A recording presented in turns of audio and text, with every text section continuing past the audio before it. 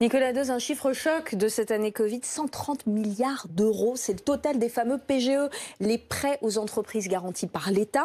Vous nous dites que c'est à la fois une bonne et une mauvaise nouvelle. Alors c'est quoi la bonne nouvelle? La bonne nouvelle, c'est que ça a fonctionné. Ça a été un soutien massif. Il a fonctionné. C'est énorme, 130 milliards d'euros. La deuxième bonne nouvelle, c'est que vous avez 630 000 entreprises.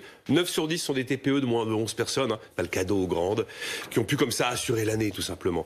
Et la troisième bonne nouvelle, c'est que les banques, souvent, elles les aiment pas, mais elles ont quand même répondu présentes.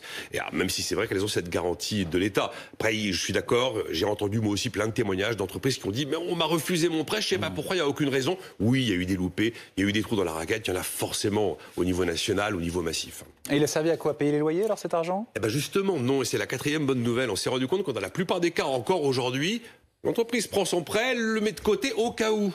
C'est de la précaution. C'est notamment ce que BPCE a observé. 60% de l'argent prêté est encore sur les comptes des entreprises clientes. Le truc qui se complique, c'est qu'après le deuxième confinement, on en a vu certaines qui sont passées de la précaution au fait de financer la vie courante de l'entreprise, les coûts fixes. Et ça, c'est là où ça se complique un peu. Oui, parce que c'est le moment où la bonne nouvelle vire à la mauvaise nouvelle. Et voilà, un prêt, c'est un prêt. Un prêt même garanti par l'État, ça se rembourse, c'est la difficulté. Et les premiers remboursements, même si ça a été étalé dans le temps, ça peut commencer à compter du 1er avril prochain. Et donc, on a vu de manière paradoxale les défaillances d'entreprises reculer cette année, les entreprises qui allaient au tapis.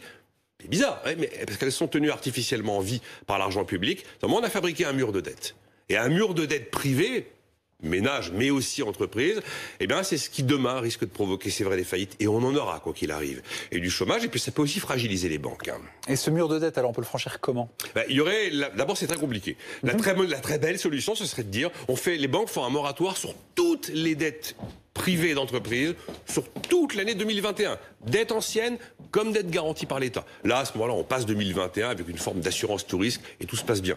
J'y crois peu, c'est un peu le monde de oui-oui. Deuxième élément stratégique, j'ai envie de dire, il faudra faire un jour un tri entre celles qu'il faudra aider pour qu'il faudra restructurer la dette, car ce sont des entreprises qui, en dehors de la pandémie, ont un très bel avenir, et celles qui allaient peut-être mal avant, qu'on a soutenues artificiellement en vie, mais qui de toute façon étaient probablement condamnées, qu'il faudra peut-être abandonner. Et puis le troisième élément, c'est que l'État a été assez optimiste lorsqu'il n'a provisionné qu'à peine 1,5 milliard pour couvrir des défauts de prêts en 2021, tandis que ce montant risque d'être beaucoup plus important et qu'à mon avis, à Bercy, il faut revoir l'optimisme avec des chiffres un petit peu plus généreux.